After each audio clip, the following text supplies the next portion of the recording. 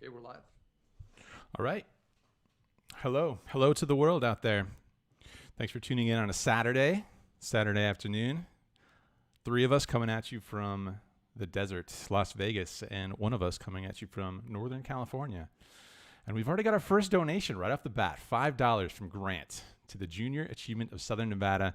Doing a little fundraiser here for the aforementioned Junior Achievement Group. Should be fun. Just keeping it casual here. This little live stream, hanging out with some faces you might be familiar with. Maybe one face not as familiar with, but just going to give a couple shout outs here as people start rolling in. Benjamin Adler first in the chat. Play a lot of games. Martin, Eric's Adventure, Baby Yoda, Mr. Rick, Greg Livingston. Thanks for coming over and hanging out, guys. Let's fire off some introductions here. See who's hanging out with us. You guys know him. First up, you love him. He's the most popular man on poker YouTube. His vids always get hundreds of thousands of views and sometimes millions. And he doesn't even have an assistant, believe it or not. He does it all by himself. He's recovering from knee surgery to be here today. Brad Owen, how are you? I'm doing great, man. This is a lot of fun. Thanks for hosting this on your channel, and hopefully we can raise a lot of money for Junior Achievement, which is a pretty awesome charity that helps children develop financial. Sounds good, man. Also joining us is a guy who operates a little differently than Brad or myself. He flies under the radar, a lot more so when it comes to poker. He's a mysterious poker assassin, I like to think of him as. And he's been doing so for over a decade. Well, he's going to tell us exactly how long he's been doing it for. One of the best students of the game that I've known for quite a long time now. John Kim, thanks for hanging out today. Hey, no problem. Thanks for the invite.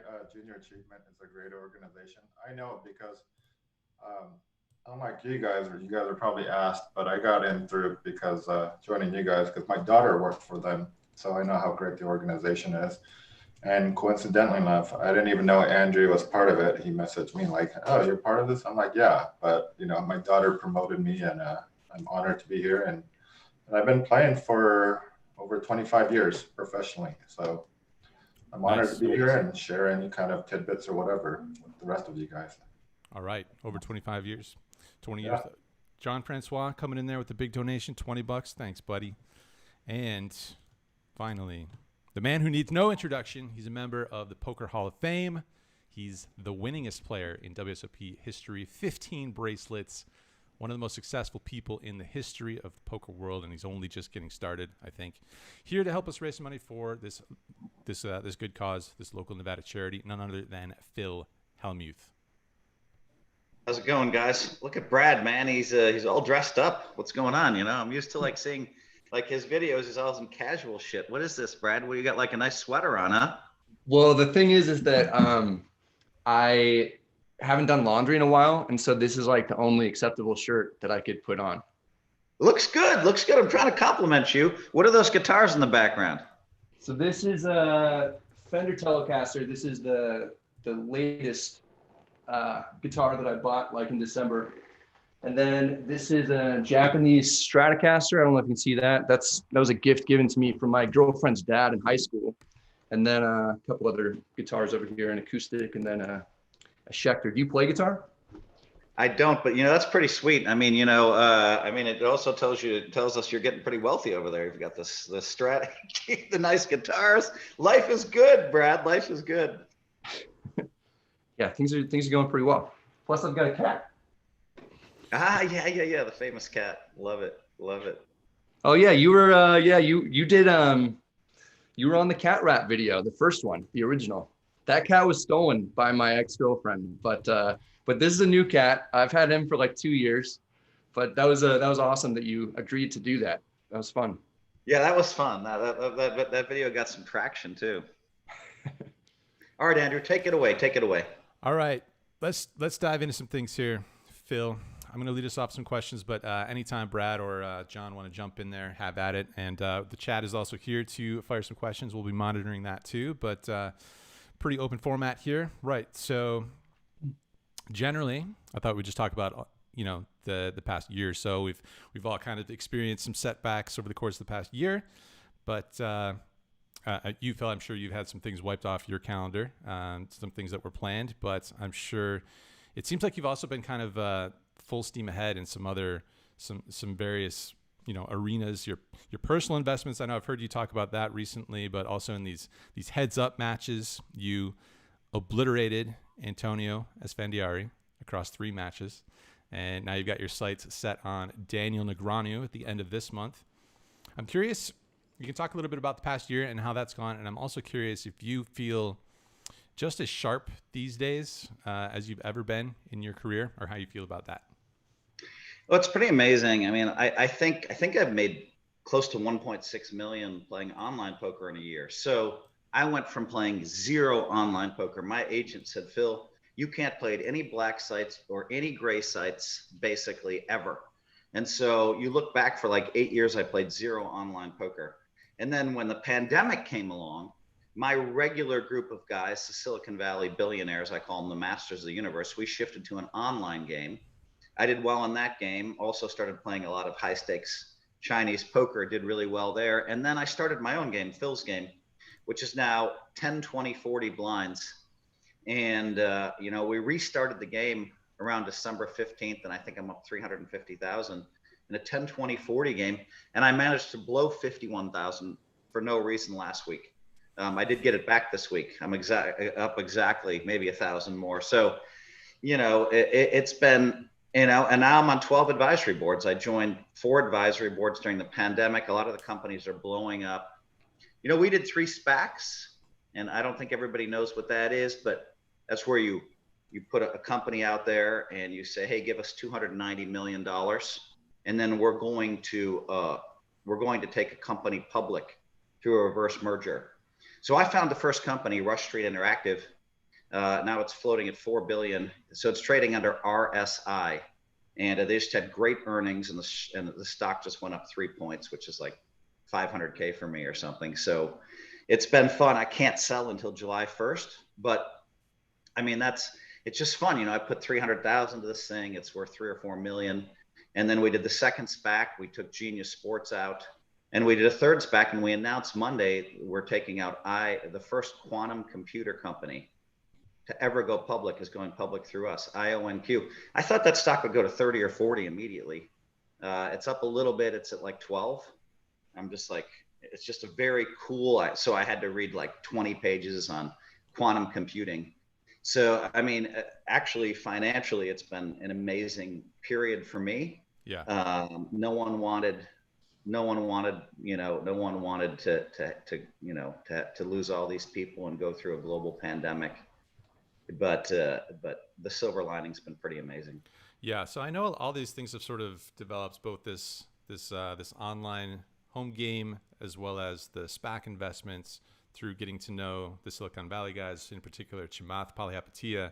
How did that sort of relationship really start and develop? So Chamath came up to me with, like, for the poker players, they don't know who this is, but he came up to me with Sheryl Sandberg, who's kind of a global huge name. And she was with Dave Goldberg, who we lost. I mean, Dave and Sheryl were considered the #1 power couple in tech in the world for a few years there. She's the CEO at Facebook. And so they came up to me in like 2008, right before the main event. I was at the Ari eating dinner with my parents and my sons, and they came up and said hello. And I'm like, you play poker in the Bay Area? And they're like, yeah, but they played 5-10. And I'm like, fuck, man. I don't mean to, maybe that sounds negative. I just mean that I'd been used to taking 20, 30K swings all the time. And I just knew that it would be very difficult for me to beat a 5-10 game. And I was right, because for me, and so the first year it was Chamath and I were just battling, and immediately I was like 25,000 loser and he was like 50 winner. And I said, I might not ever catch him, and then as I adapted to 5-10 and started playing good, all of a sudden, I caught him. And then, and we switched to 25-50, and then we switched to 100-200 in 2017. And I won $1 million that year. And they'd been making fun of me for years, you know what I mean? Because I was breaking even in the game. And I said, what the fuck, guys? You didn't think my level of my game was going to raise when we hit 1 in 200? And in 2018, I felt guilty, actually, about winning $1 million, even though everybody's worth 100 million in the game. And I probably drank a little too much, and maybe I won 80,000 in 2018. I had a lot more fun. And, but anyway, yeah, so it's been kind of an amazing, finding Chamath, and then basically he became my best friend. And then I became his best friend. And so that's been an amazing relationship. He took pieces of me in the $1 million buy-in when I hit in one drop. I've made him like $3 million staking me. And then he gifted me a bunch of stock in one of his funds. And then that became worth millions. So, I mean, it ended up being a really nice gift from him. Can you imagine, hey, here's 300K, 150,000 in each fund. And then, boom, Slack came out of there. So, but I mean, I treasure my relationship with Chamath. He and I are not in any business deals together. He's king of the SPACs. You probably saw, he was on the cover of the Wall Street Journal recently for that. But my SPACs have come separately through another. So he and I, and he told me a few years ago, hey, listen, Phil, if we're going to be best friends, I don't want to do a lot of business stuff to complicate the relationship. So when I go over there, it's my wife and I, and and him and his girl, and we just, I mean, it's just a really amazing relationship, right? We're not talking about whether he's running for governor or the latest $1 billion or any of that stuff, or we're just talking about our lives, and it's been amazing. And then we still have some high stakes poker games over there. And but I mean, I treasure the friendships that I've made a lot more than any poker. So you mentioned your wife. I'm glad you brought up your wife. She's a psychiatrist, has been for several decades. What I want to know is, what does she think of all your blowups? Oh, I mean, when we watched them, now she watches zero poker. She's never read my autobiography. She's, I mean, you talk about like, come on, honey. I mean, at least, she proofread some of it once because she wanted to make sure her name wasn't mentioned in the autobiography. Really? Because she runs away from the press. And, and I won't even tell you what university she's at, but it's a big university up here in Northern California. Let's not mention the name. But she's moved up as high as she could possibly move up right now. And she's very happy, and I don't know, I'm just completely still smitten with her, still in love with her. And, can't wait to get time with her. I mean, every night at like 6 p.m. we binge watch some shows together for a couple of hours. Her legs are in my lap and we're just chilling, and it's just, we built kind of a dream home up here. We spent a lot of money on the outside, and it feels like a spa now. And, but we've both worked hard. We've both worked hard to get here. You mentioned your autobiography. I've got a copy of it here in case anyone wants to get it. I was actually reading it last night. You gave Andrew and I a copy. I guess the first time I met you was at Lucky Chances. You brought David Lee in to play poker, and we played 5-10 for a little while, and you overboated him on the flop. I think you had pocket jacks. He had Jack 10 on a Jack 10-10 flop and got it all in. Do you regularly fleece your buddies at poker games? I do. I vaguely remember that hand against David Lee because that was so cold-blooded. Jack 10-10, he had Jack 10 and I had Jacks full. That was kind of cold. The thing is, like, David Lee, and I wrote about him playing with us, and you brought that up, and and everybody knows Draymond Green plays with us, because, we film with him. And, but I pride myself on my home game is the toughest home game on the planet because I coached everybody up. Because I want everybody, if I'm going to win money, and I've done well, I want everybody in my game to win a lot of money when they go everywhere else. And, I joke around with Draymond. I'm like, hey, you're going to make $10 million playing poker. And Draymond is so smart. He's definitely the best Hold'em player in the NBA, probably by 10x right now. But he's amazing because you see the emotional intelligence and skill on the basketball court. And then it really kind of comes out also in poker, right? Like, I mean, he sees what he's supposed to be doing. And I'm really texting me the other day, something about, I said, hey, I heard you did well the other day at such and such, wherever it was, online, and in an online game. And he said, and he's like, you would have been proud of me, and I said, I am proud. So, I mean, I worked really hard with him during the pandemic, texting back and forth, during some online games, and proud of Draymond, really proud of him. And he's a hell of a poker player. He could sit down, if he sat down, and I mean, he's always going to make money at poker. Yeah, it seems like you played a lot with NBA players. I know you also were visiting the Niners a lot during the Harbaugh era. Do you still have a connection with them, and do you play with a lot of football players as well? It was a lot of fun. I don't play poker with any football players. Tom Brady does play. I know that. I know he was playing in a game with Jay-Z, because there was a funny story about, about the two of those guys. Do we get to hear the story? I was there when they met, and so the Harbaugh era was a lot of fun for me, but I was friends with Jed and Jim, and so Jed York and Jim Harbaugh, and I continued to go to games after Jim left. I continued to go to games with Jed, and I'd sit in the box with him. It was great.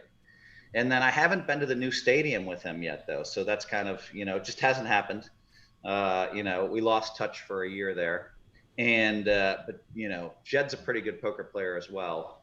And yeah, I mean, that was fun for me, because I'd go in the locker room, after games or after playoff games. I spoke to the team, that started by Harbaugh, asking. I texted him some poker analogies. Great start. I think they were 8-2, but you're not to the final table yet. And he's like, this is great stuff. He's like, I can use this with my team, who's over exuberant. People all of a sudden, they've been in a losing environment and they're all high and happy, and you get cocky and you lose sight. And so he started using poker analogies in all of his press. It was pretty weird. It was pretty cool. I liked it. And then he asked me, to come speak to the team. When he was at Stanford, I flew with the team to Wake Forest. That was pretty fun, the Stanford football team. And so, and then, when Jim had this, massive event a couple of years ago where, he had a lot of people come in, I flew in and spoke. And it was, so, and, and then we took the Michigan Jet. It has like Michigan on the tail. It was me and Desmond Howard and my friend, Dr. Alan Mishra, who kind of, is working on curing cancer, and me. And the four of us took that jet because the next week was the Super Bowl. So it was really cool hearing Desmond Howard's stories, how he won the Heisman, how he caught the ball he wasn't supposed to catch. The coach is screaming, no, no, no, no, no. He catches on like the 4-yard line and runs it back for a touchdown, wins the Heisman. So yeah, I mean, it's I have too many, probably I'm talking too much here. There's just too many cool stories that I have from all of these fun, it's pretty cool, sitting on the floor with the Warriors, and there's a real connection between poker and sports stars.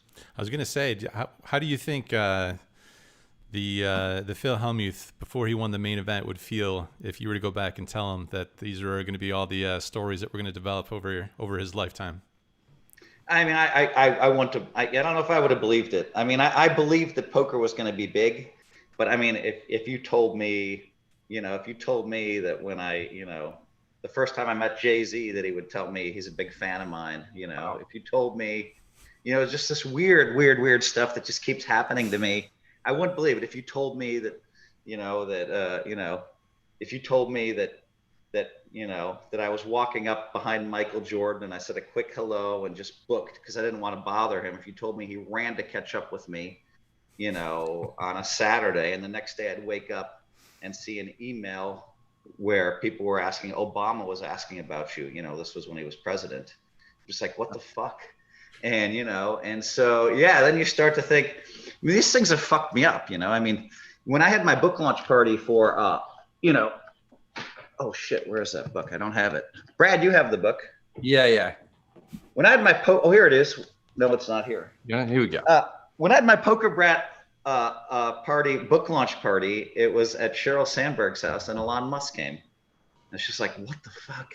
It's, you know, we call him E. Elon. I'm like, you know, and I mean, listen, I would tell you something, Andrew. I've been ridiculous at sometimes. I mean, that weekend where MJ, you know, ran to catch up with me, and I got the Obama text the next day. I was walking around at the World Series of Poker on 99 caches. I played like shit for 2 weeks. All I wanted to do was brag to everybody. It's Obama, it's MJ. Just ridiculous, you know? And I'm just like, God, you know, I mean, so, and then when Elon showed up to my book launch party, which, you know, Elizabeth Holmes was there, you know? So, I mean, if you know who she is, so she had a couple documentaries made about her. Right. And and so I thought I was going to be too cocky for another week then, but I had to go to the studio the next day and read my book, Poker Brat. And as I read about how much I struggled when I was young, I think it was really good for my ego to knock it down. But no, I mean, there's times I've been just ridiculous, and it's hard to handle sometimes, you know? Let's say that you were starting, let's say you were just starting right now in 2021. What do you think that would look like? What do you think the games would be that you would check out? Where do you think you would post up? What do you think you would do in order to improve your game? What would you study? Would you try to meet fellow poker players, trying to do some networking? And what do you think that would all look like? Well, I mean, do I have money? Let's say you have a Let's say you did it like you started out your career. I mean, you were playing, what was it, in that like veterans building or something like that. You were playing like small limits, and then you kind of ran it up to a couple K and went broke. You know, it was a back and forth kind of grind up and down. So let's say you had 5K to your name. How would you start with that much? Yeah, 5K is a good number to start with. I'd probably be very happy playing $1 $2, $2 $4, $2 $5 limits. I'd probably buy in the minimum. I've always been a guy that likes to buy in for the minimum. And I think that I would definitely be playing no limit.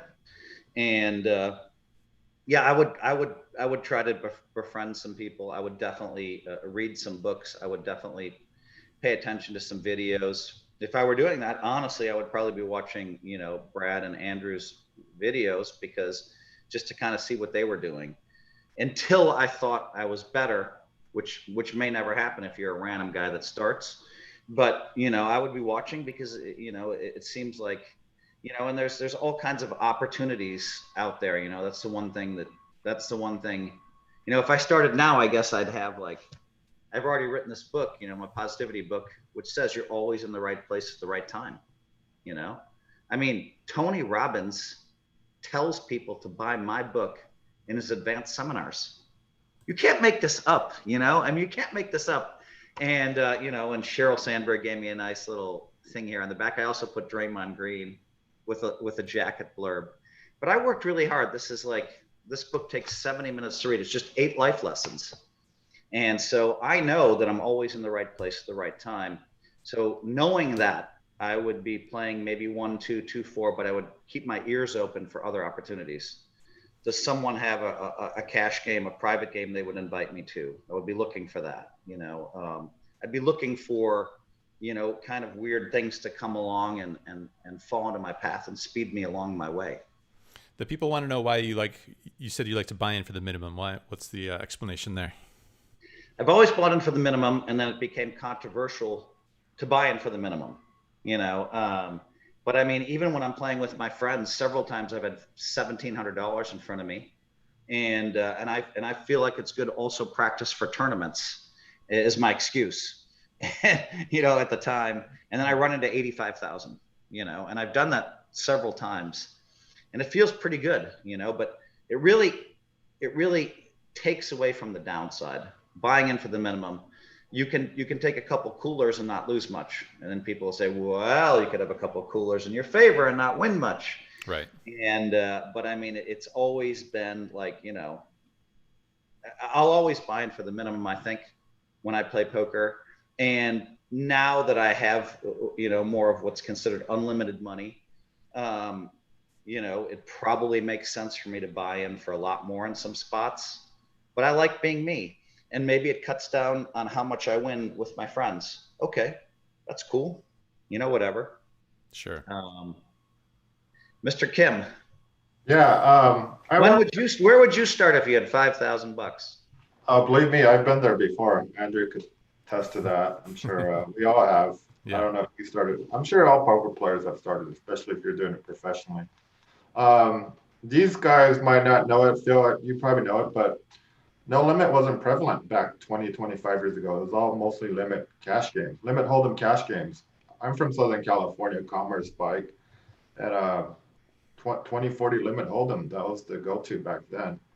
So these new guys don't know what it was like back then. No limit wasn't a thing except in World Series events. You're so right. I mean, you couldn't even find no limit games back then. I mean, literally 1998, everything was limit hold'em. That's funny. I started in 1998. That's the year I started professionally. Yes, exactly. Yeah. And the high stakes games were all mixed games, but there'd be like 2 on the planet. And if you wanted to, like, if you want to go to the East Coast, you played limit stud. And I spent some time there. Those games were really, really, really soft, playing limit stud on the East Coast. And but yeah, you're right. It was all limit back then. We didn't really. I couldn't find a no limit game. Occasionally, we'd find a game, and it would be 100, 200, but it would be Johnny Chan and Amit Smolchi and me, 3 world championships, Stu Unger. We had some games like that. So what would you do right now? How would you start if you had 5,000? I would tell people play 1-2 no limit, and like you said, invest a lot of time. You don't want to pay for training, coaching. I think coaching is invaluable. Yeah, I always tell people watch Brad Owens and Andrew Neeme's videos. I've watched plenty of them, and they play correctly, in my opinion. I've talked a lot of poker with Andrew, so we kind of think alike, and I tend to agree with everything he does.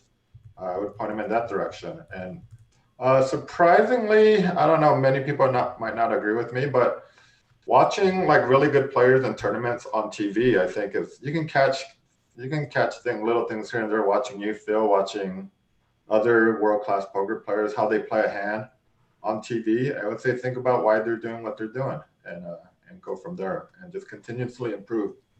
I also think having a friendship group helps. I mean, it's funny. Daniel accuses me of not studying. I mean, what?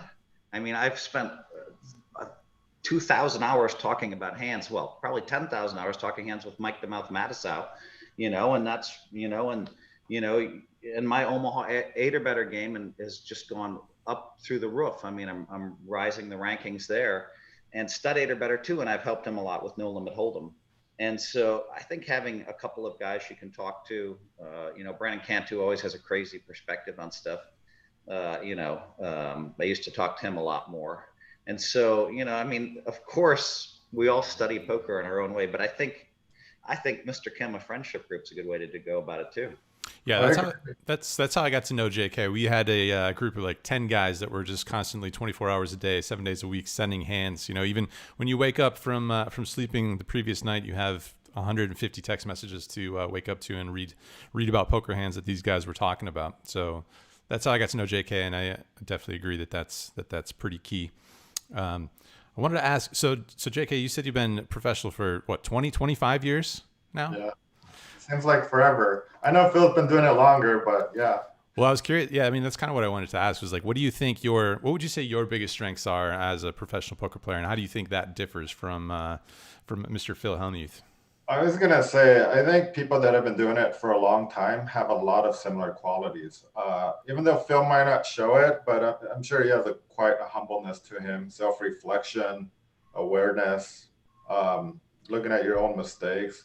And I wanted to touch up on that. You have to stay ahead of the curve. And I think guys like Phil and me, we've stayed ahead of the curve. There's been a lot of people that have come and gone. I'm sure Phil knows plenty that, come and gone. You don't hear about them anymore. They didn't stay ahead of the curve. Their ego got the best of them, and the game passed them by, right?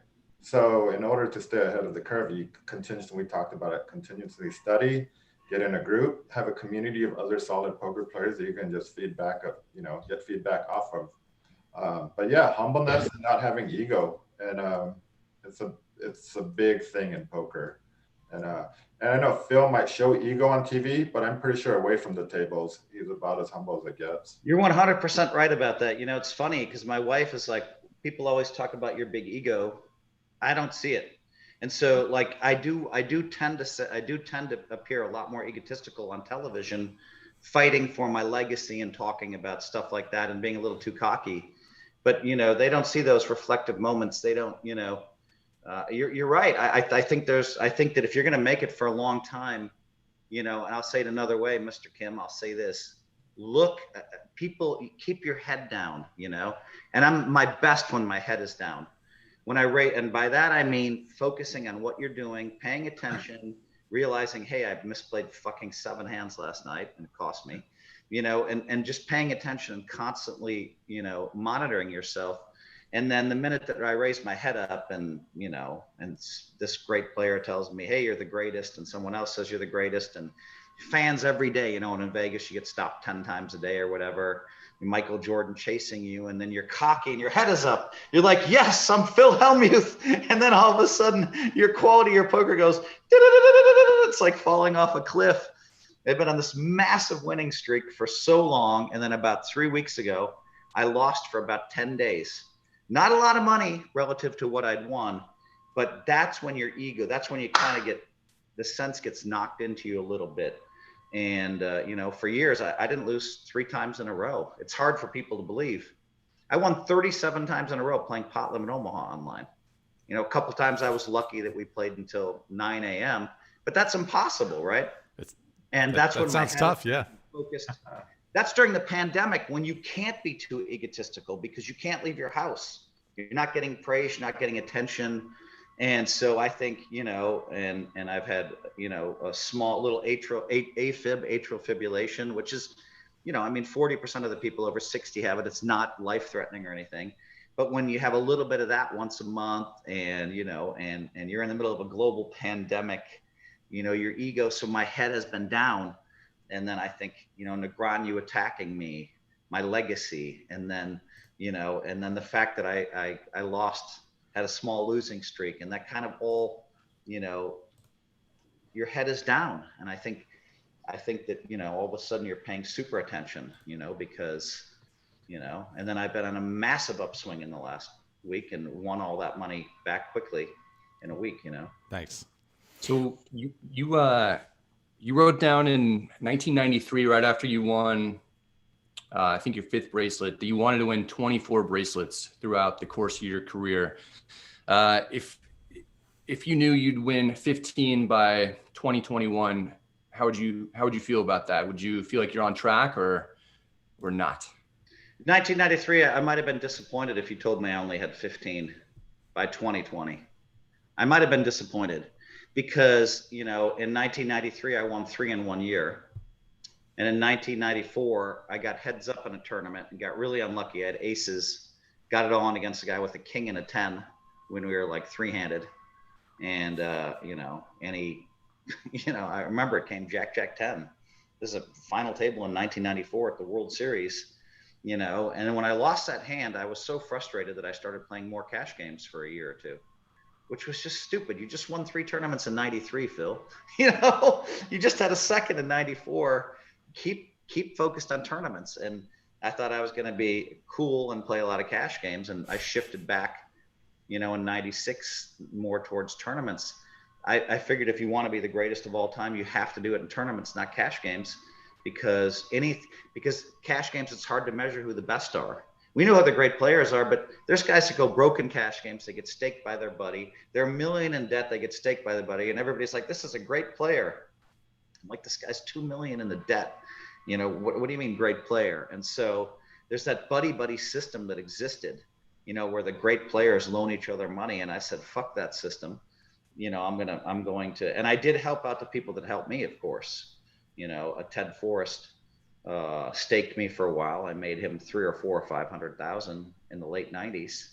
And, you know, and loaned him some money when he asked, and same thing with Huck Seed. But I tried to avoid that system of, you know, it was very important for me. I realized at an early age, you could draw the line at, you know, some people drew the line at $1 million in debt, you know, before they were paying attention. And I tried to draw the line when I had $1 million.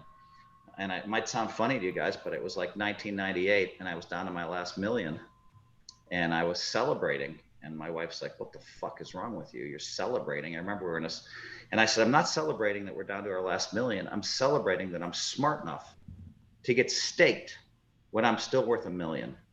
And I said, honey, this is going to pay off the rest of our lives because I'm going to protect this money and I'm going to take this option of getting staked rather than sell some of the stuff in my SEP fund, rather than borrow a bunch of money on my house, which had rapidly went from 900K to 3 million, rather than do all the silly stuff that everybody else did.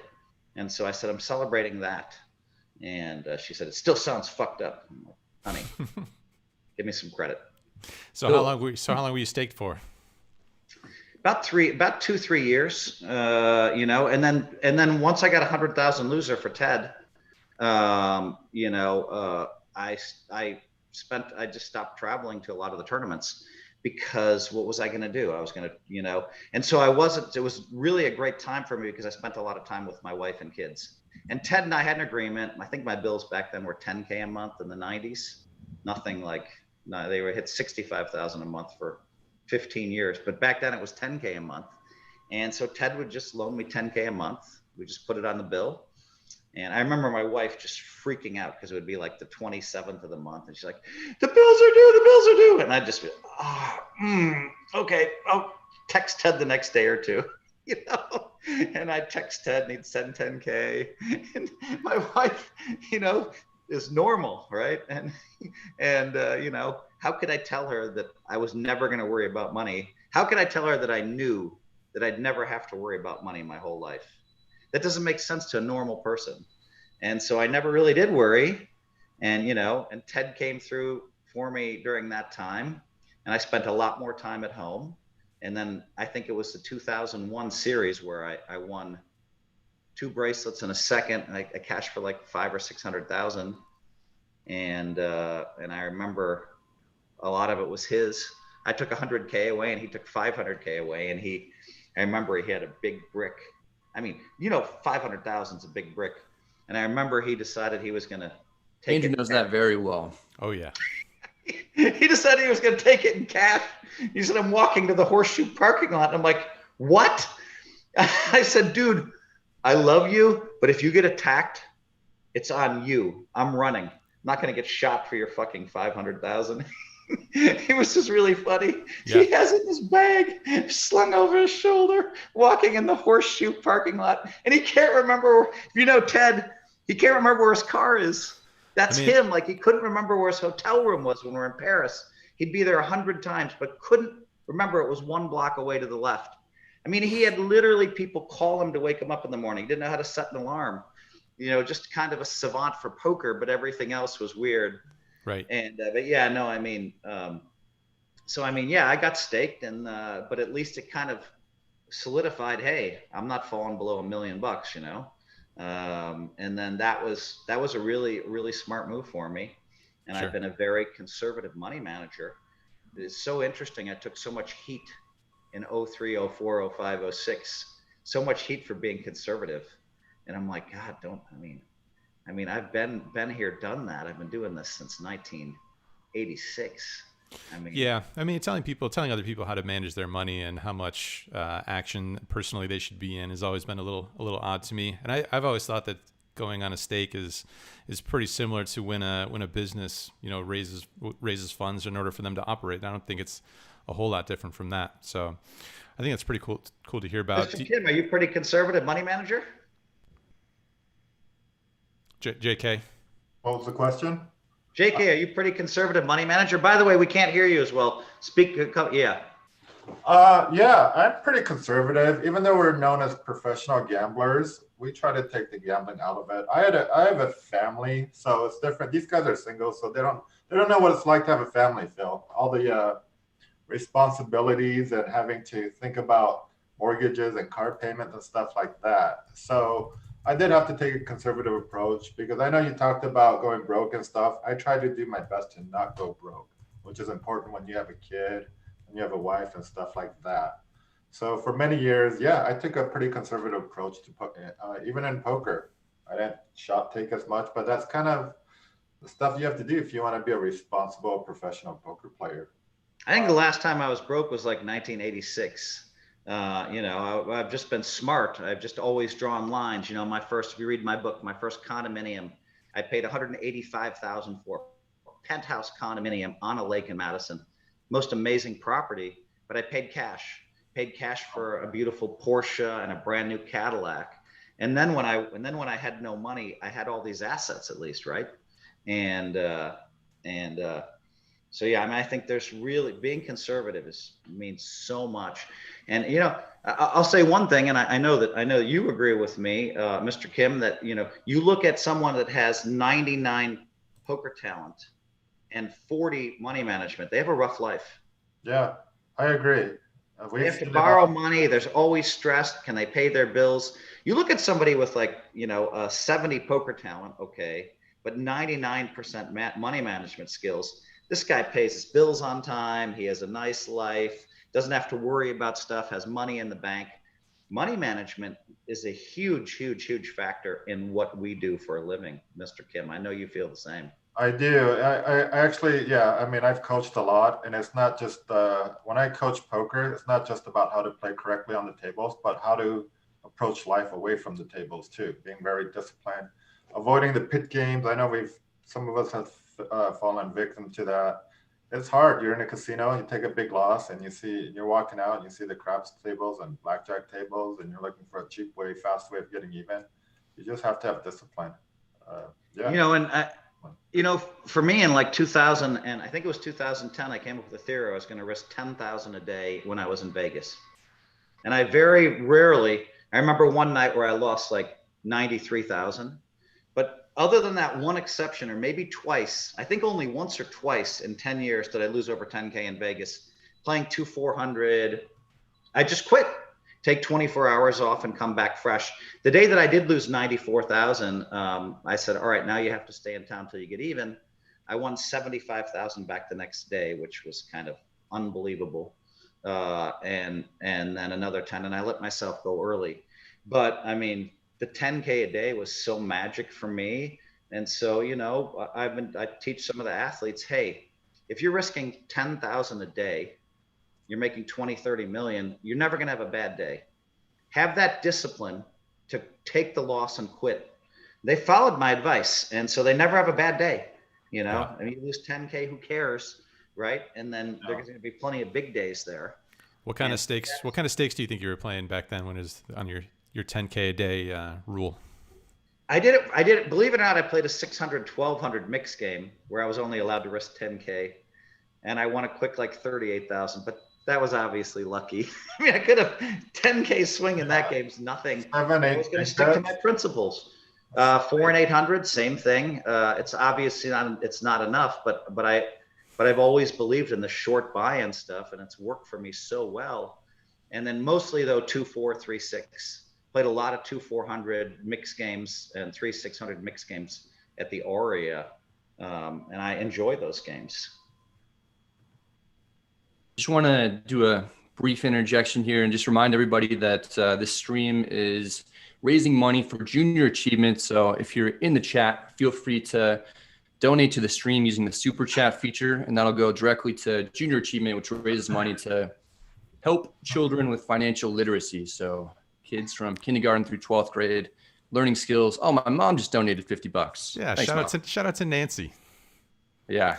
Couple of anonymous donations along the way. Brad getting in there in the mix. I see.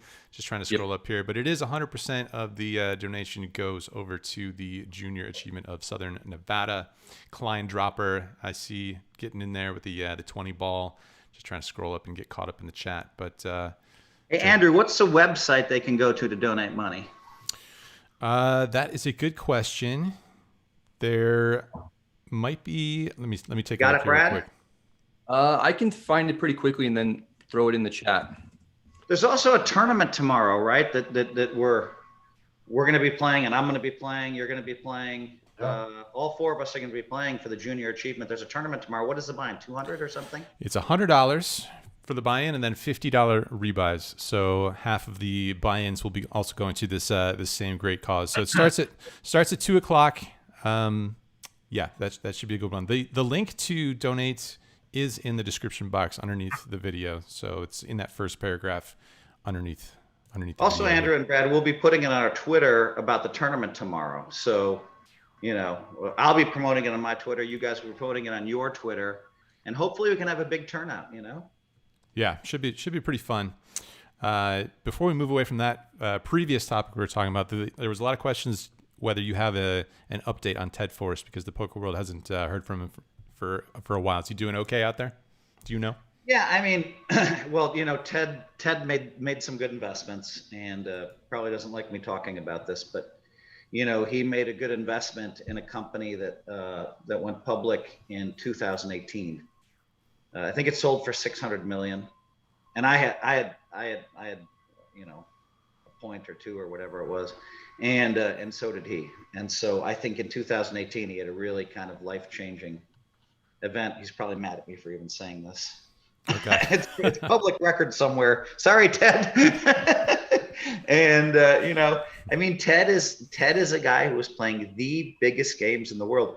They had a I don't want to exaggerate. I think they were playing 10,000, 20,000 limit, and with the banker. Right. And he's the one guy that sat down with $1 million of his own money.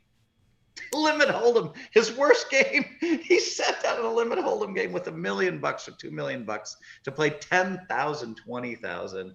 I mean, Ted, was such a baller. I mean, like, he was playing in the Larry Flint game, 2,000, 4,000 that game for years. And I mean, this guy, like, I mean, I need 10 hours of sleep a night. And if I don't get it, I might go into AFib. I don't know what the hell's going to happen. I need my sleep, man. And Teddy, he would have fun all night, play poker, have fun until like he might go out at like 6 p.m. and he'd still be out at 6 p.m. the next night when he went into the Larry Flint game, and he'd win like 400,000 there. I mean, he just got away with. I mean, he was having a lot of fun and winning a lot of money. Yeah. Some of that caught up with him because that's a real hard lifestyle to lead, but he has uber talent. And I know that a few years ago it got down to he and I in a Raz tournament for a bracelet, and I'd already said in my book he's the best Raz player in the world. That worked against me, maybe. Well, that's cool. It's cool to hear about his investments, and glad to hear about that. You guys would love him, by the way. Ted Forrest is the nicest guy. Everybody would love him. I was immediately fascinated about him. I read the what is it? The Suicide King, the banker, the professor, and Suicide King, and he's one of the for sure most intriguing characters in that book. Right at the beginning of the book, you're pretty intrigued by him. So, yeah, cool to hear stories about Ted Forrest. You guys have any questions? I have a few audience questions that we can dive into. Just some rather quick fire ones before we get into those. Let me ask Phil a question. A lot of people know you for your TV persona, your blow-ups or whatnot. I mean, your book's entitled Poker Brat, and probably the general public sees you that way. But we have a lot of mutual friends, and when people come up to me and says, "Hey, have you ever played with Phil Ivey, Phil Hellmuth, Negrano? How are they away from the tables?" All the stuff I hear about you, I'm not trying to like make this a Phil Hellmuth. It was wonderful, but everyone says Phil, away from the table, Phil is one of the most nicest, genuine guys. Gives time of day to everyone that asks.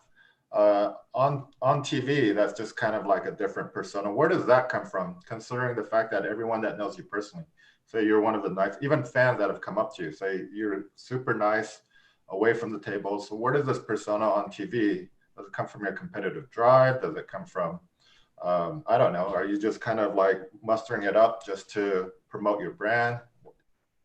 Thank you for saying that. I mean, I think everyone in the poker world, everyone now, almost 100% will say that I'm one of the nicest guys in poker. I get that. They might say some other stuff about me too, but I have that it's always away from the table. Yeah, right. I'll help them with their charity. I mean, I'm the one guy that whenever people come up to me, I'll immediately give $2K to their charity, no matter what it is. Boom, boom, boom. If I'm at a tournament and someone's like, "Hey, I have this charity," I email my people and they send them a check immediately. And this is important to me to maintain this, and it's important for me You know, I've raised $65 million at charity events that I've emceed. And then people are like, oh, well, Phil gets paid $25K to MC. And maybe I've made $1 million emceeing, but we've also given $1.5 million back to charity. So of course, you know, we've given, but I can't just fly all the way to New York, you know, for these events. And so my relationship with charity has been amazing too. But to get to your question, I'll say that, you know, it comes from when I'm young, you know, and I mean, I'll try to describe it quickly, but I'm 7 years old. There's a 6-year-old, a 5-year-old, a 2-year-old, and a baby. And so I wasn't getting any attention, right? And as time progressed, I was not good at musical instruments. I was not the best athletically. Although I was one of the fastest swimmers in the state when I was 8 years old. My brothers and sisters were better. And then when it came to grades, I had ADD, which I guess it's ADHD, whatever you call it. And so what my father prized was good grades. What he prized was athletic achievements. What he prized was, you know, musical prowess. And I sucked at all three. And so I had to, my niche in life was to be the best at all the games we played. Family of 5 kids. And so we played a lot of games. And if I ever lost, if my brother ever rolled double sixes, double fives to beat me at backgammon, I would go crazy. I remember walking out of the cabin when I was out of our summer home, when I was 14 years old, screaming because I lost to my brother. Because what did I have left? You know, I mean, my self-esteem was very low. And, you know, and if they beat me at games, I just went crazy. And so I started the poker brat stuff way back when. It just translated. And I tried to control myself for, you know, forever. I just haven't been great at it. And, you know, of course, you know, so that's where it came from, and low self-esteem. And people that read my book, they right away, they love me because they see that Phil's not this cocky guy. He's someone who, you know, he wasn't abused when he was a kid. He wasn't beaten when he was a kid. He didn't have, but, you know, he struggled a lot. And I can see where the low self-esteem came from. He's a normal guy from Madison, Wisconsin in that sense. And so that's where it came from. So I talked about it a little bit before, but the first time we met, you brought David Lee to Lucky Chances. And I remember, you know, I was so excited to play with you, and you were super nice to everybody. You shook everybody's hand when you got up from the game. This was back in 2011, before I, you know, was doing the poker vlog or anything. You gave your hat to somebody who asked for it as well at the end. So I thought that was really cool. And then when Andrew and I played with you at the Rio and we made videos about it, I think that was maybe a few months into the poker vlog thing. No reason for us to be on your radar at that point, but we asked you through a mutual friend if you'd be willing to play with us, and you agreed to do it with like no questions asked. So that was cool. Every experience that I've had with you has been a good one, and you've gone out of your way to help us out. So we appreciate it. Thank you, Brad. Yeah, I mean, I want to add that I've been around a long time. I've heard about well-known poker players. Not everyone gets complimented like Phil has from mutual friends. There's poker players on TV, I'm not going to name names, but they may act really nice or whatever, but they're the complete opposite away from the table. The complete opposite. No. And Phil can attest that. He won't mention names either, but I'm sure that's why he's laughing. He knows it's true. There are guys that play up to the TV, act like they're very nice people or very... The guys that the public think are the nicest guys? Yes. No. The guys that the public thinks are the bad guys? No, it's fucking reverse. Yeah, exactly. I always thought the public would figure it out by 2008, but they still don't know. And I'm not going to go public naming those names ever. You know, even though Owen. No, but it's 100% true. Phil's one of the nicest guys away from the tables, and some of these guys, the public perceives, oh, he seems like such a genuine, cool guy. No, he's not. So, yeah. All right, let's get into some of these audience questions. Brett wants to know, how well do you think Stu Unger would do in today's poker games, Phil?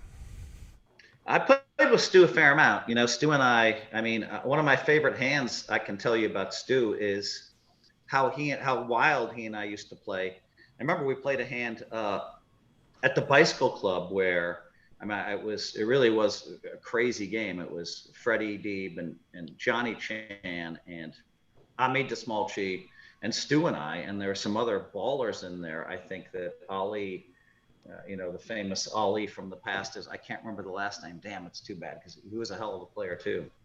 But anyway, we're playing and someone made it like 1200 to go, and Stu called, and I had Jack 5 of diamonds, and I said, of course I'm going to call him and outplay everybody. And the flop comes ace deuce 3 with the deuce 3 of spades. Hamid had kings, so he fires out. Stu raises. I'm like, fuck, Stu doesn't have anything, so I just moved in for like 20,000. And Stewie calls me, and I say, you want to split the pot? And he studies and studies and studies. We haven't shown our hands, and he's like, no. So then an offsuit jack pops off, and he's like, you want to split the pot? I'm like, no. And the river was a blank, and he had 5, 6 of spades. He had flopped a straight flush draw. He ended up with 6 high.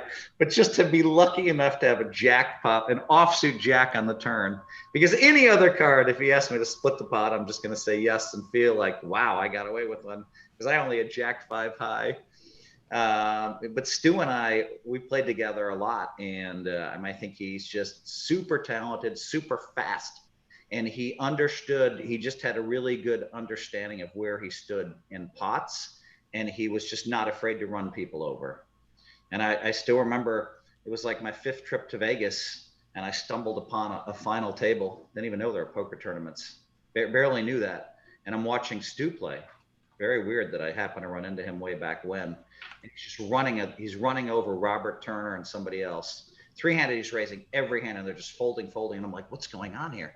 These guys aren't playing properly against him, And so Stu had that super fast gear that, that Carlos Mortensen had, that I used a lot in the 2000s, that Mike Mattisau used a lot, where he just start raising every single hand.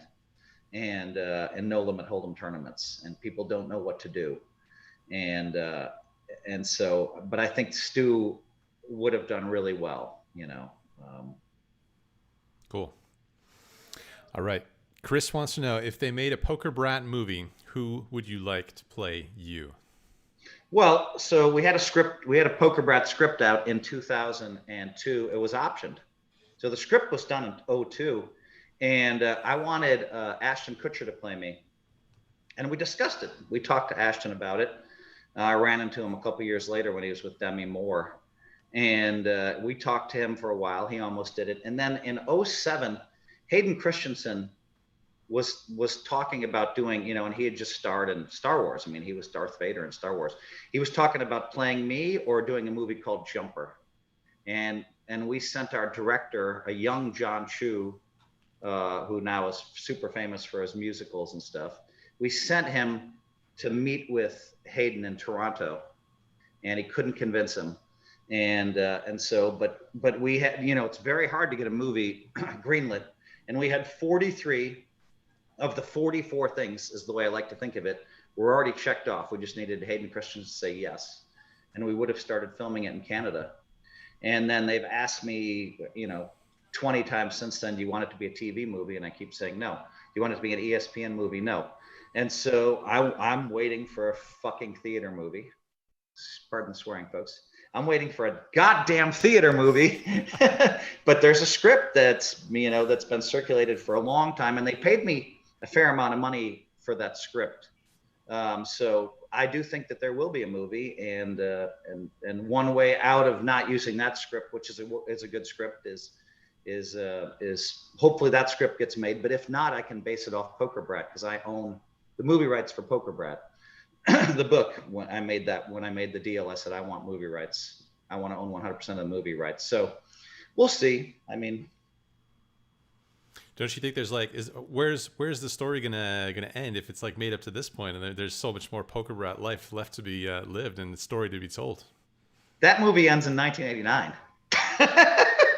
So they're missing a lot. I mean, the first movie ends in 1989 because it was just so compelling, with the way my dad hated the fact I played poker.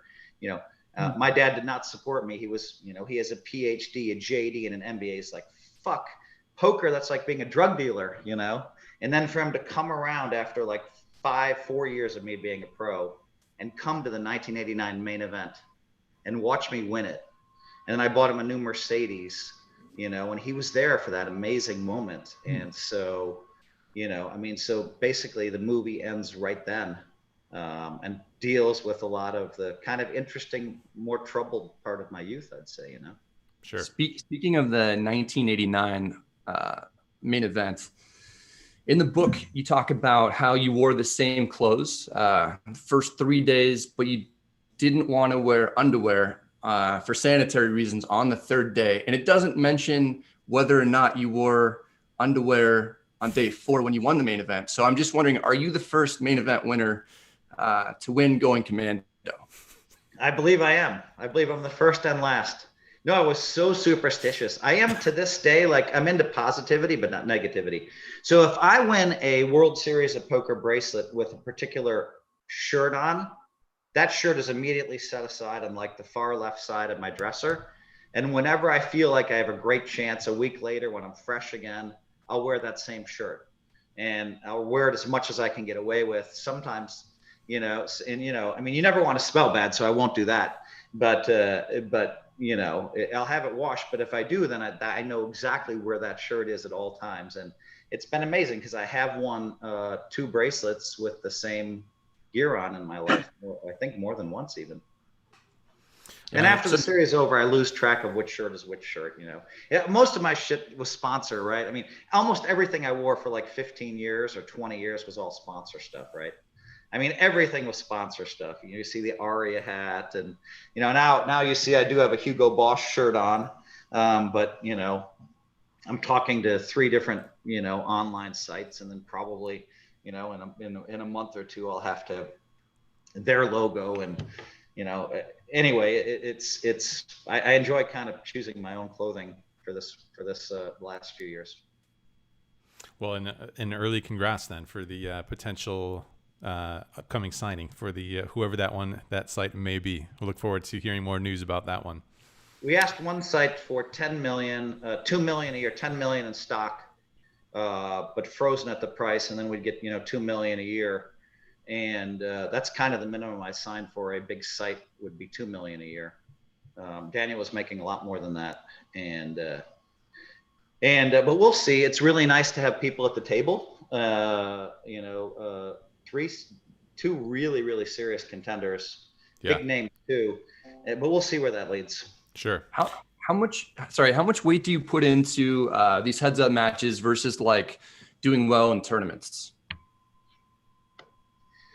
I mean, the thing about the heads up match, and as you know, I have the Negreanu match coming up, and you know, I think that I hear people say someone's $1.40, $1.50 favorite, and I think back to the last, like, I don't want to exaggerate, but I think it's 22 matches, and I've won 20 out of my last 22 matches. I lost 1 at the series. I lost 2 at the series. 1 to Jake Schindler after we battled for 3.5 hours, and 1 to Kerry Katz when I had aces and he flopped a set. But other than that, I won the last heads up tournament I played in. I beat Jungle Man and Doug Polk heads up, who were, I guess, ranked number 1 or 2 in the world. They said to win a belt, and you know, what am I, chop liver? And then Antonio said he's a 60% favorite, and I beat him 3 in a row. And now Daniel says he's 60 or 70% favorite. And so I don't know how much skill is involved. I know that I have a system for heads up that I've refined over 20 years.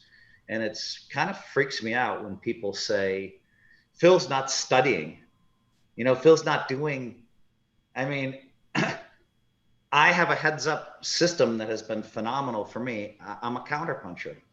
And whatever Daniel does in the match, I'll be thinking in the moment how to dance with him. It's a dance. Heads up is a dance. And Daniel is going to, you know, probably do what he said he's going to do. He's probably going to fold 20% of the hands and raise 80% of the hands, which is a very good system. MJ, his coach, is very, very smart. And, you know, and I don't know what else. I mean, I pretty much know exactly what I'm going to do. And so it's going to be, I think it's going to be a very fun match because, you know, and hopefully, hopefully I can and win. The legacy stuff on that, I don't know. I mean, the very first NBC Heads Up Championships I won. The very last one I finished second to Mike the Mouth. I won a Heads Up Championship in 2018 on the East Coast, where I played 6 or 7 pros, or however many you have to play to win. And so, most of those matches I just won easily. So I think that, it's a 3-hour match, but there's a lot more skill than people think. And if you can save your life 2 or 3 times, that can be the difference between winning and losing. What do you? Phil, Go ahead, JK. Did you watch the Negreanu versus Poke match? Do you have any thoughts on that? No, but it's interesting between Daniel and I have, as you know, as the whole poker world knows, there's been a lot of back and forth between he and I on Twitter. Never once did I insult him. I said he didn't like the way he played the poke match. He's like, you didn't watch any of it. I said, I didn't. But I had Mike the Mouth Mattisau calling me 5 days a week, telling me about this hand, that hand, this hand, that hand, this hand. And I thought Daniel was making some mistakes based on what I heard from Mike. And so, so all I ever said is I didn't like the way he played that match. And he went crazy and attacked my legacy, well, Phil's not one of the greatest poker players. I think it was called Jason Kuhn, and he said, yeah, Phil's the greatest poker tournament player of all time. And Jason Kuhn's one of the young great ones. Just right away, boom, yes, of course. Because it's kind of obvious, because you can't give that to somebody who has only been in the game 15 years, and so, but, to have him, to Daniel, tell everybody I play like Grandma Betty and not give me any respect at all. Then he said that I'm lifetime loser in high rollers.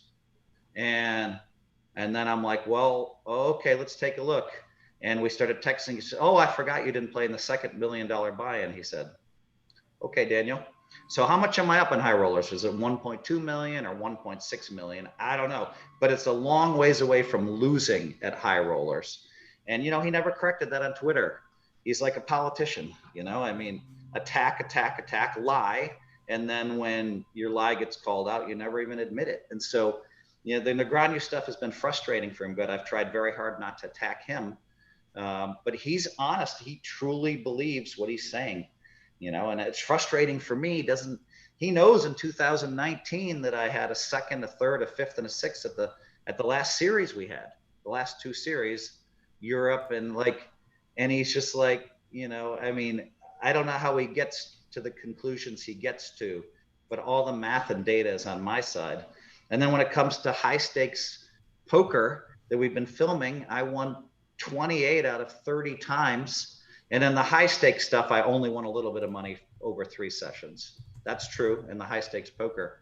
But literally, you can go back and look at all my Live of the Bike appearances, all my appearances on Poker Night in America, all my appearances on,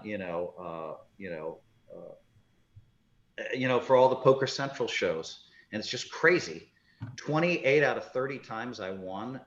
Once I broke even. And the other time it was because I lost 75,000 on the last hand, which was on me.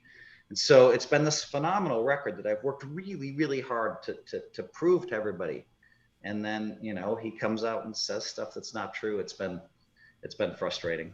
What do you make about the sort of like the poker drama as a whole? I know you're on Twitter a little bit. You get involved here and there, not a ton. Is not compared to some other the big name poker players. But what do you make about all that stuff? About the heads up grudge matches? I assume you're probably a fan since you're in the mix. But I just find it interesting because it's not like most poker players aren't going to go down to the local casino and get into a heads up match. They're going to be playing in the low stakes ring games and things like that. But what do you make of all the sort of back and forth and the talking and the drama and stuff? Do you think it's generally makes it for a more interesting dynamic to the poker landscape? Oh, I think it's better. I think it's good for poker. Negreanu against Poke. I text, and Negreanu is an old friend of mine. I was at both of his weddings, as he likes to say. Phil was at both my weddings. It's true. I do like Daniel, and I think he's just a little delusional about what I've accomplished. And that's okay, but he's never attacked me personally. He wrote literally 80 negative blogs, done 80 negative blogs, interviews about the way I played poker starting in 2008. And then I kind of tore the poker world apart in 11 and 12. I think I had, 4 seconds and two bracelets, including the main event in Europe. And then, and then they, every few years they attack me, and then I just kind of tear things apart. And so, it is what it is with him. But I think a little drama is good for the poker world. And I like that. I mean, Doug and I have been talking about having a match where I'd play him online, but I only want to play one table. I'm trying to get him to lay me 10-1. He's talking about it. I'd love to use what I think is the best style in the world that took me 20 years to develop. I'd love to use that style against Doug and see what happens. Everybody thinks he'll be 7-1 favorite. Well, I want to find out, and I definitely want about 100,000 at 10-1 if he wants to play, because I think that I have a system that's just, no one understands it. And it's not as effective online, probably, unless we play on a site where I can actually see some tells. Like the World Series has this thing where you press random act, and then it bets your chips either 3 seconds or 10 seconds, depending on. But if we play on a site where I can actually use the data of him acting fast and slow, people a lot of times when they're playing a lot of hands, they reveal a lot.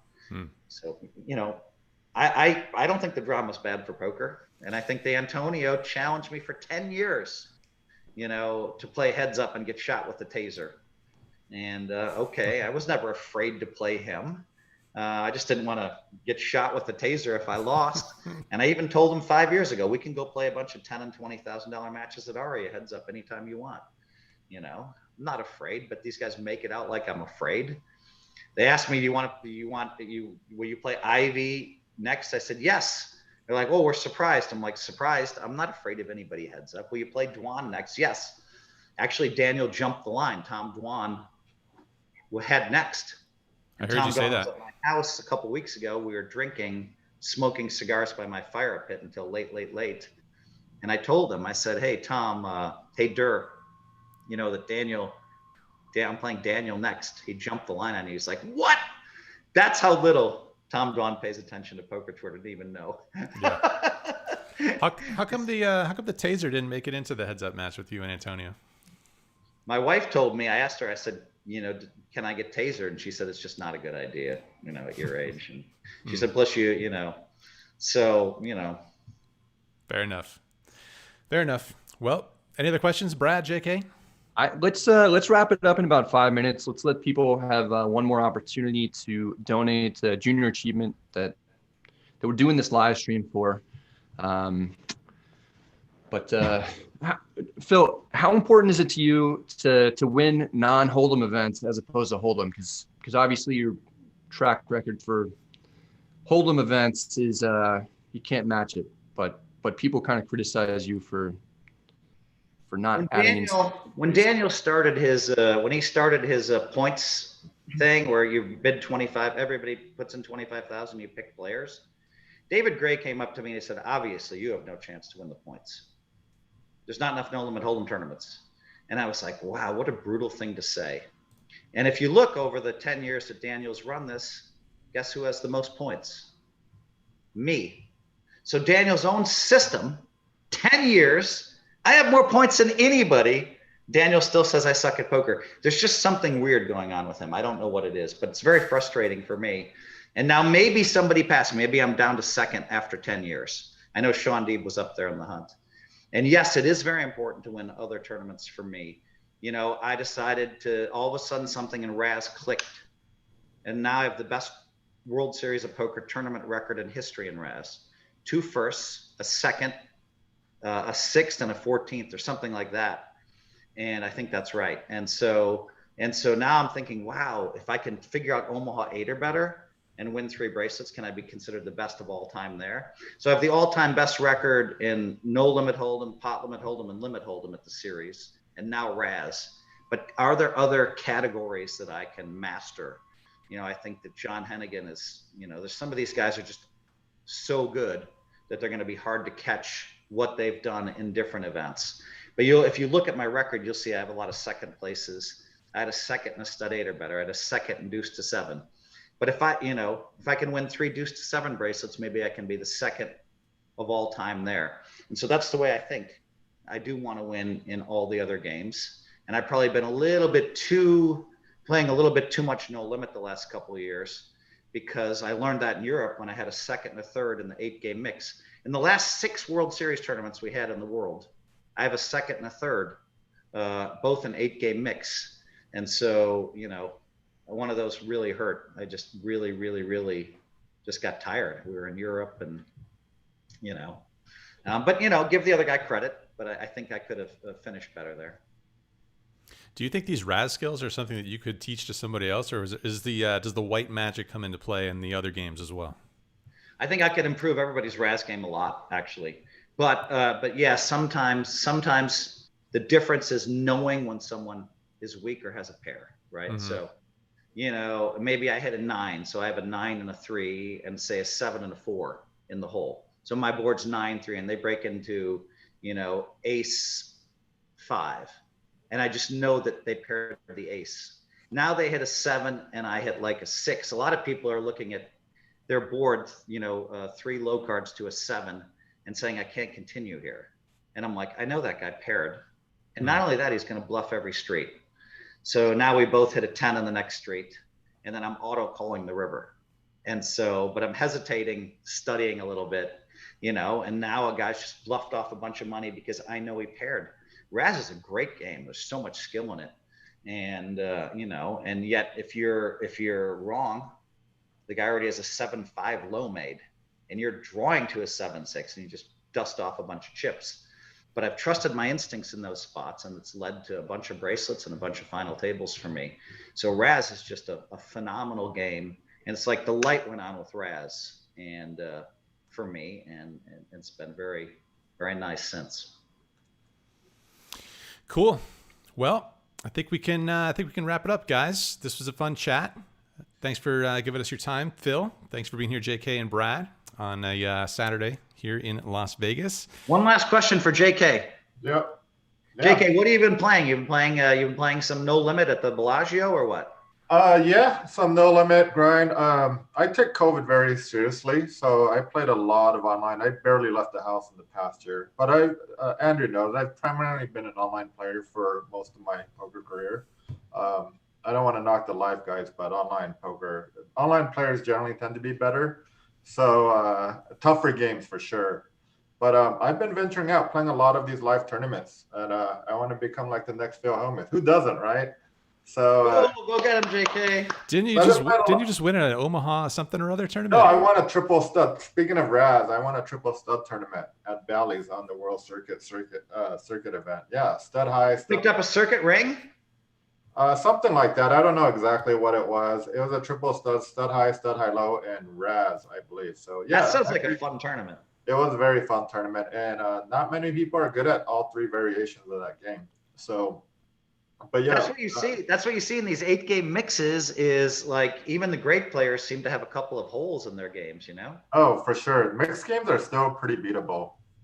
Yeah, mixed games are very beatable. That's why you see a lot of young guys that are very good at poker getting into mixed games, because they see a lot of players, they can't play all the games very well. But yeah, these live is coming back strong. The guarantees in Vegas, all the tournaments, they've been crushing the guarantees. So they've been hugely profitable plus EV to play in. So that's primarily what I've been doing the last couple of months. So, all right, one last question for Brad. Brad, what's your next? What's the next thing you're going to be doing that's going to be fun that you want to talk about? That's a good question. I'm really excited to get the meetup games up and going again. So, I mean, it's something that's on the radar at this point, but still no definite date for that. But I mean, a lot of the places are opening up, so you probably could have some meetup games in Texas. For sure, yeah. There's definitely I'll probably go out there, I think, and I'm happy to play live, but I'm just a little bit more concerned about inviting other people to congregate in big groups. I think that's more the concern. Oh yeah. If you have a meetup game and somebody gets COVID, then it looks bad. It's a black mark for a long time on you. Yeah. Eventually, though, it looks like things are on a pretty good trajectory with the vaccines and everything. So hopefully this path continues, and we'll have to get you back to another meetup game, Phil Hellmuth. Hey Andrew, do you think you think you guys thinking that you and Brad might have some meetup games by August, huh? Yeah, hopefully by August we'll get back. We'll be up and running again. You got something in mind? Well, I didn't intentionally try to promote this. Yeah, what I'll promote is this. I signed with this company called Brain Fuel. I think this one's called the Victory Bliss. I'll be pulling one of these out in my match against Negreanu. So I drink a Brain Fuel every day, and it gives you scientific release of caffeine. Jonathan Little signed, and so did Jeff Gross. So we're have some poker players using this. But I'll also be drinking one of these every day during the next series where we actually play in person. I'll bring a Brain Fuel every single day. The scientific release of the caffeine, just so you don't take these big swings, just so you're more steady and focused. And as far as Texas goes, yeah, I'm a part of Champion Social Club, and we have a $1 million guarantee there in April. So that's going to be fun. I think if I've been vaxxed, I think I can fly in for that. Not vaxxed, I probably won't. Yeah. Well, hopefully sooner than later. And it'd be great to get these meetup games back up and running, and keep us posted on all the developments with the poker club down there in Texas. Sounds pretty cool. I'd love to hear more about it. All right, guys. Thanks for all of your donations. Thanks for hanging out with us in the chat on the live stream. Shout out to the Junior Achievement of Southern Nevada, who will also be hosting this tournament tomorrow that goes at 2 p.m. Pacific time. $100 buy-in, $50 rebuys. These guys will be in there, and should be a fun one. I'm going to live stream that as well. So if you can't partake, you can hang out on the live stream for that as well. If you would like to donate tomorrow, that would be fantastic. Come hang out. Either way, should be good times. Guys, stay well. Thanks for being here with me today, and see you guys very soon. See you guys.